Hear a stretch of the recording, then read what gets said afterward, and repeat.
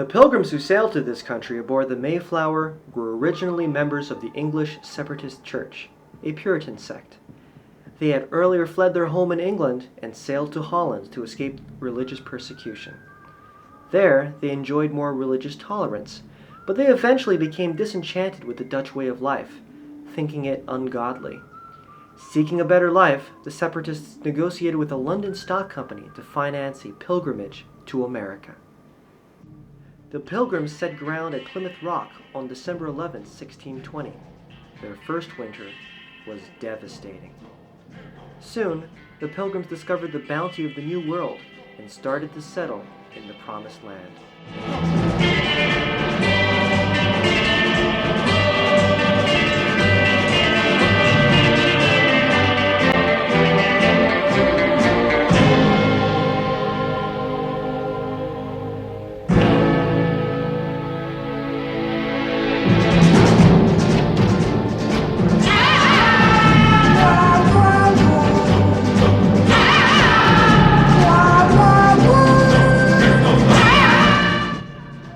Native Americans were naturally tall, strong, and proud of themselves.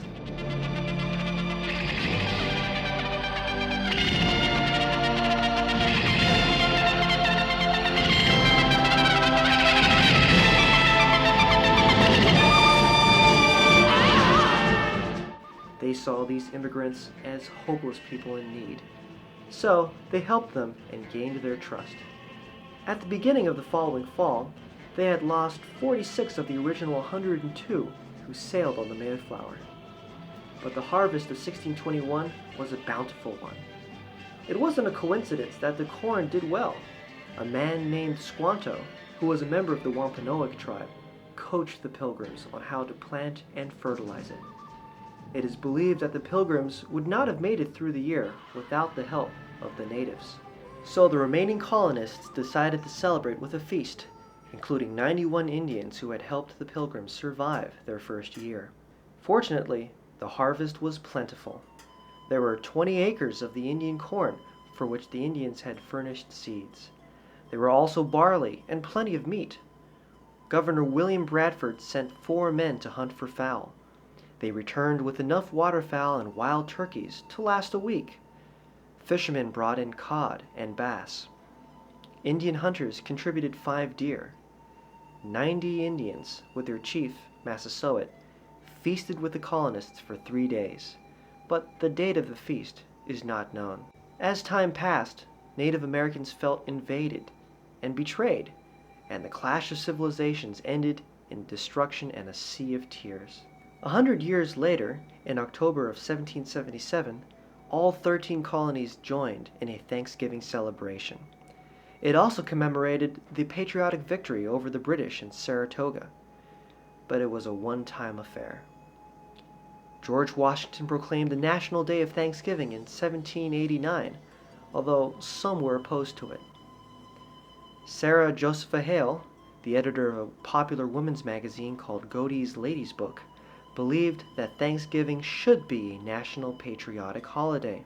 She began her campaign in 1846. Year after year, she wrote editorials and sent letters to the president, to state governors, and to other influential people. Finally, Sarah Hale won the support of President Abraham Lincoln.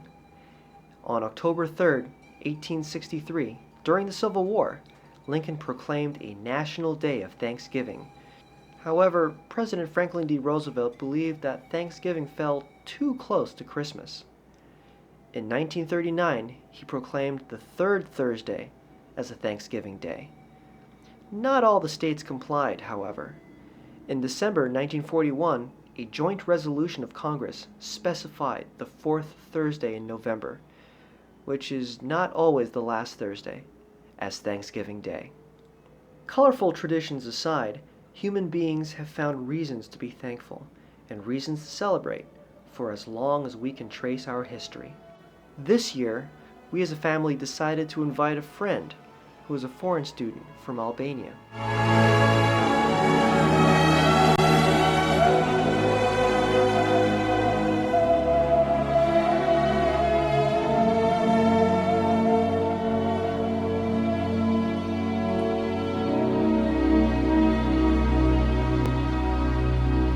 we enjoyed a traditional meal.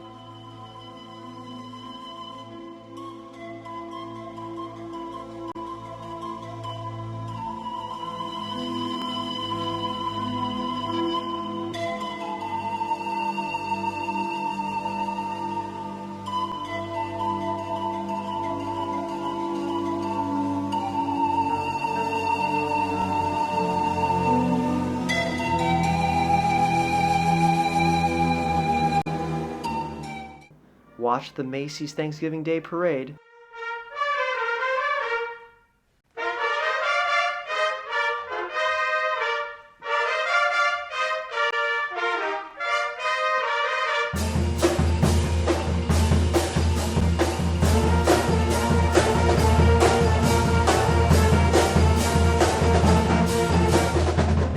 and cheered for our favorite football team.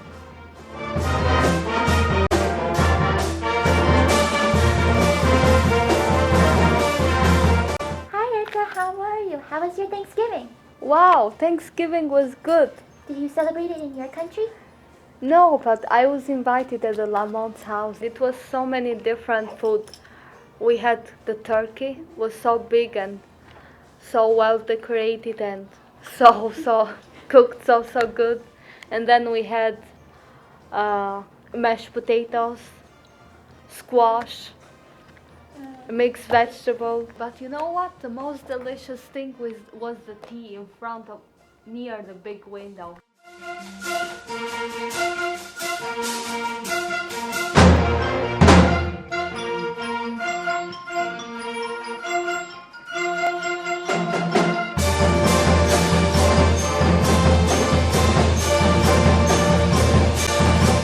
We had such a good time. I'll bring you the pictures one of these days.